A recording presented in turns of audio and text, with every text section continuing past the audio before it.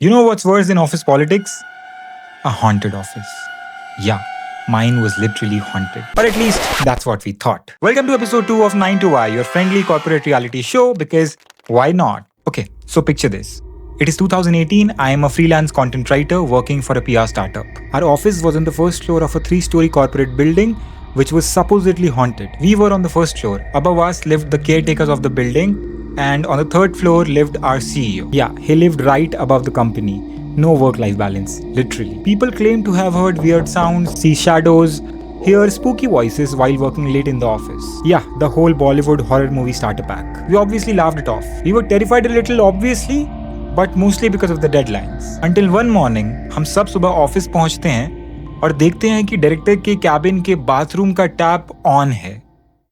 We hear the water running. We thought, okay, खराब होगा, but नहीं. एक बार बंद करने पर इजीली बंद भी हो गया. Next day, फिर खुला. फिर next day, फिर से खुला. That was when the haunting got specific. We would walk in every morning and the tap in the bathroom would be running. We would close it the next morning running again. This happened for a week. By the 6th day, we weren't just employees. We were ghost hunters with deadlines. We were trying to connect the dots. It must be a ghost. क्योंकि अगर पिछली रात कोई tap on करके भूल भी गया होता तो टैप रात भर चलता और टैंक सुबह तक खाली हो चुका होता. But it was running even when we arrived in the morning at 9 a.m. Spooky, right? Now the context is our CEO was the only other person with the access to the office. Only him and the HR had keys. The CEO was supposedly out of town for a meeting to a very distant city. We literally had no camera access and the CEO was away. We figured, chalo, bahut hi hoga. The horror plot was writing itself. Next week, it suddenly stopped. Everything went back to normal for the next few months. And then the CEO went on another meeting. Then the same story. The damn tap started running again. Every morning. That was too fishy even for a ghost. This time we said enough of this paranormal internship, so we pulled some strings and got access to the CCTV footage. And guess what we saw? Or who we saw? Our CEO. Turns out the CEO was lying.